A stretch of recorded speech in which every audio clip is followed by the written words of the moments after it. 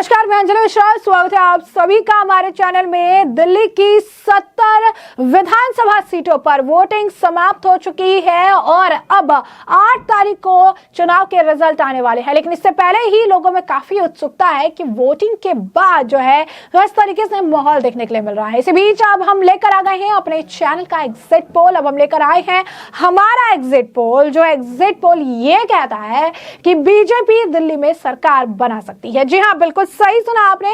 अब हमारे exit poll की अगर आंकड़े की बात कर ले, क्योंकि कई सारे मुद्दे इस बार काफी अहम रहे हैं, कई सारे मुद्दे इस बार जो हैं वो कहीं ना कहीं केजरीवाल को नुकसान तो बीजेपी को फायदा पहुंचाते नजर आ रहे हैं।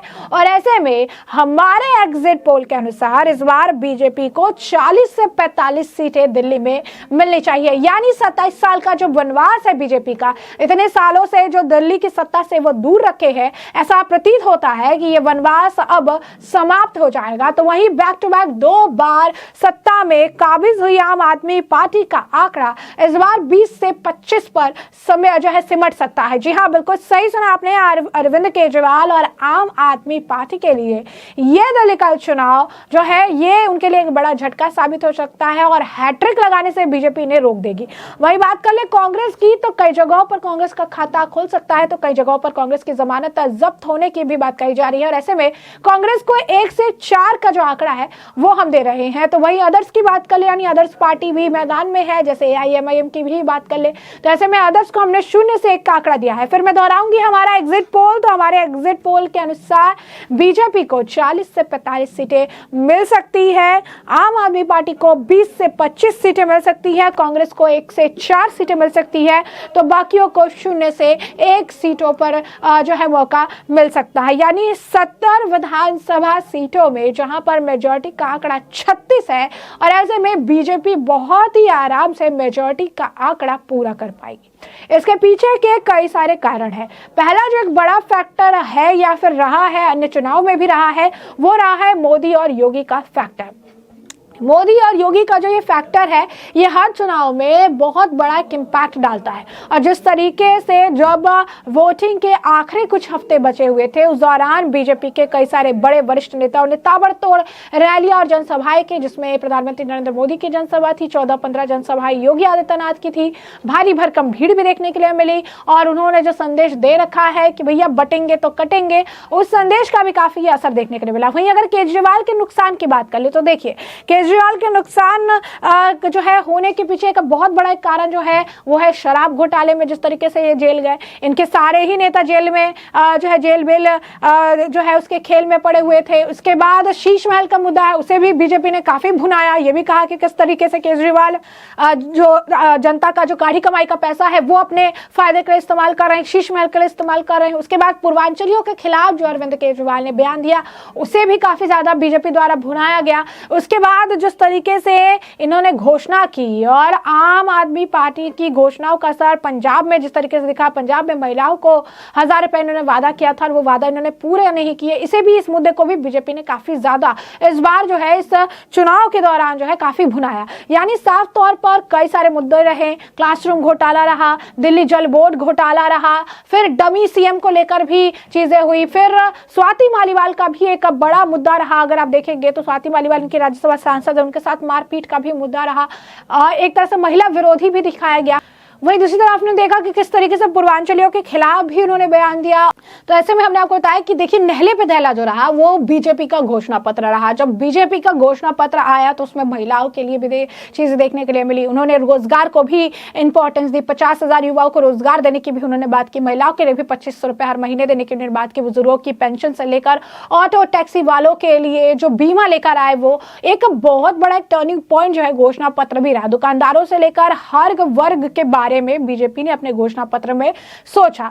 साथ ही साथ झुग्गी झोपड़ी वालों के लिए भी जो है प्रधानमंत्री नरेंद्र मोदी ने उन्हें भी आवास दी, आवास की उन्होंने चाबियां उन्हें पकड़ाई।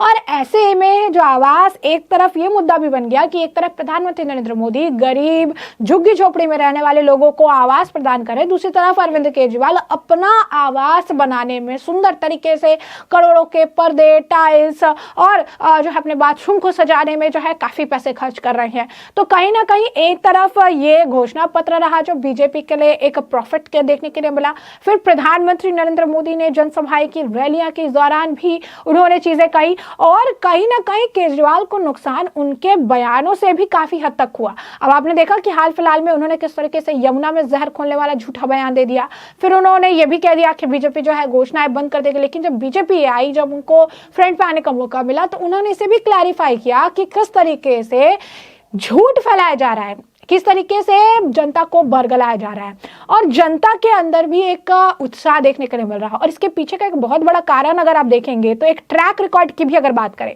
तो आप देखिए कि दिल्ली में सत्ता में पहले कांग्रेस थी, शीला दीक्षित की सरकार थी, उसके बाद फिर मौका अरविंद केजरीवाल को मिला। लंबे समय तक अरविंद केजरीवाल ने भी दिल्ली को जो है देखने का मौका मिला, लेकिन दिल्ली की जो स्थिति है वो परिवर्तित नहीं हो पाई। कूड़ों का पहाड़, गंदगी, जो सीवर लाइन जो है वो भरे पड़े हैं, पानी का जमावड़ा, कई लोगों की जो मौत हुई पानी भर जाने की वजह से, इलेक्ट्रिक्यूशन की वजह से, तो ये भी बहुत अहम मुद्दे रहे कि अब जनता ने भी अब ये सोचा कि कहीं ना कहीं अब एक बदलाव लाने की जरूरत है।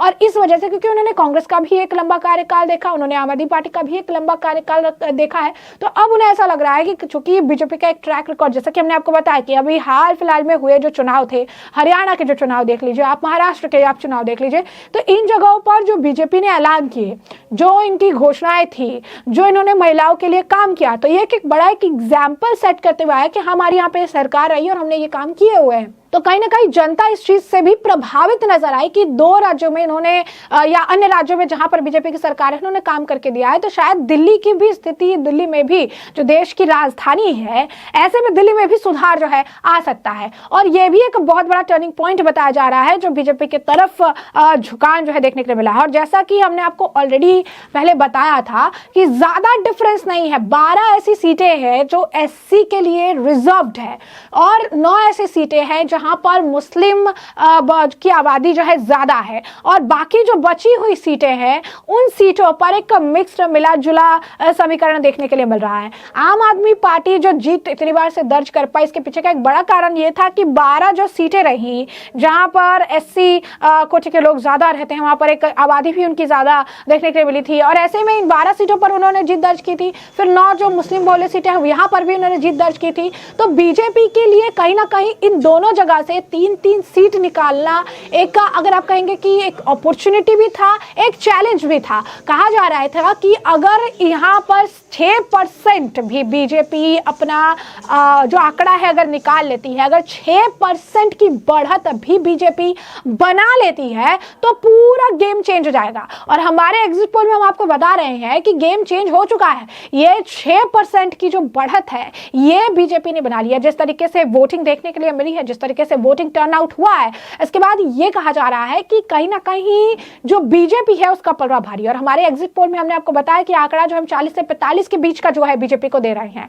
आम आदमी पार्टी को जो आंकड़ा है वो 20 से 25 का हम दे रहे हैं, कांग्रेस को 1 से 4 और अदर्स को हम 0 से 1 का आंकड़ा दे रहे हैं। तो कहीं ना कहीं बीजेपी इस आंकड़े तक पहुंचने में जो है काफी हद तक कामयाब नजर आ रही है। अब ये देखना दिलचस्प होगा कि 8 तारीख को जब ईवीएम खोलेंगे, 8 तारीख को जब रिजल्ट सामने आएंगे, तो दिल्ली की जनता ने किसे दिल्ली की जो है सत्ता संभालने के लिए, दिल्ली की कमान संभालने के लिए इस बार मौका दिया है, जिससे हम आपको रखेंगे अपडेटेड। फिलहाल हमारे एग्जिट पोल को लेकर आपकी जो राय हो कमेंट सेक्शन में कमेंट करके जरूर से जरूर साझा करिएगा। धन्यवाद।